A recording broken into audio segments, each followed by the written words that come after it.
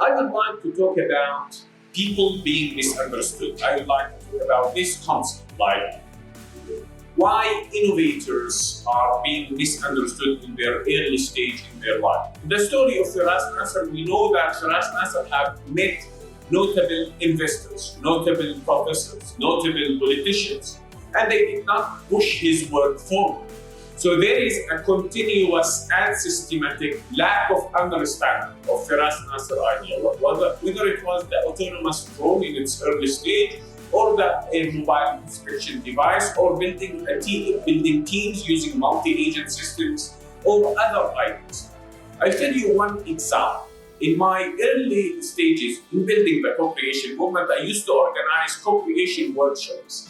And we wanted to embrace the opportunity that the AI systems are bringing, and we wanted to organize an artificial intelligence medical co-creation workshop. We wanted to give students in the university, students in their first year in medical studies, or medicine students, we want to give them a practical experiment in diagnosing diseases with AI. And at that time, ChatGPT was new, and I spoke with a friend of mine called Mohammed Abu Zaina. He's a specialist in his own field, so he spent maybe 10 or 12 years doing specialized medical studies. First 7 years at the University of Jordan, then another, I think, 7 years in various universities and hospitals in the United Kingdom. So when I told him, can you please help me to organize this AI co-creation workshop, he rejected me in a way I could never thought of. We were in the same school, and he was a top student, and I was also one of the top students. But we were always looking at Mohammed Abu Zaina as someone who is special, someone who is unique, someone who have a great academic performance. To see his response on this, the embracing of AI in the medical field, you know that people, when they go through a large number of years in formal academic institutions, in formal political systems, in formal social systems, they start to reject new ideas and new innovations in their field. So we know that the co-creation movement eventually should be the top authority.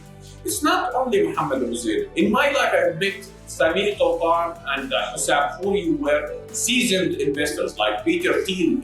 Think about Peter Thiel from Silicon Valley, and they could not embrace Feras Naser ideas. Also, I have met politicians in the Arab world, and finally, I have met top professors. I have met Talal Rihwan in Masdar City, who had a brother who studied in MIT. He had a PhD from Southampton University, and he was studying under Nick Jennings and under Michael Wolfert.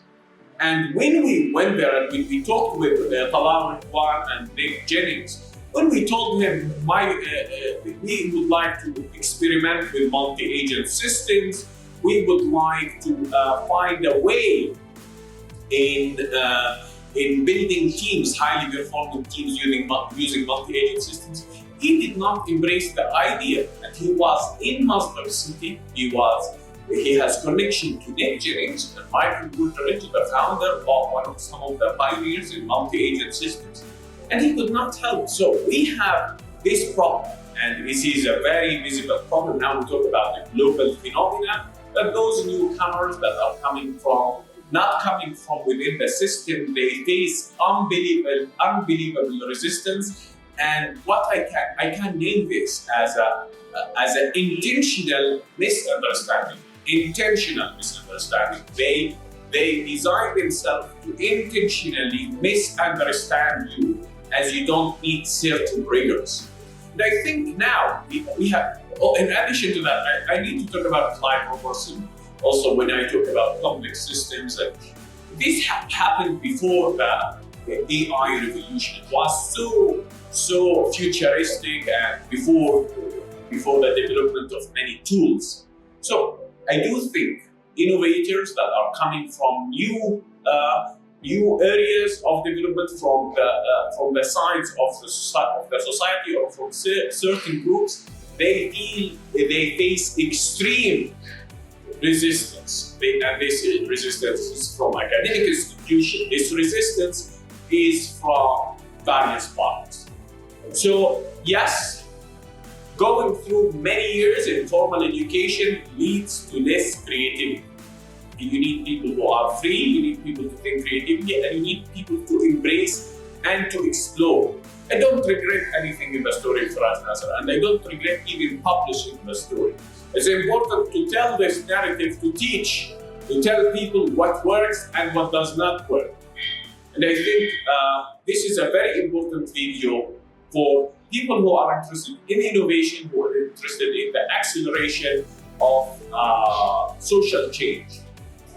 And I hope that we eventually build the co-creation movement as the ultimate decision maker in so many fields, to give people the space to think, to create, and to visualize their ideas in a safe and supportive way.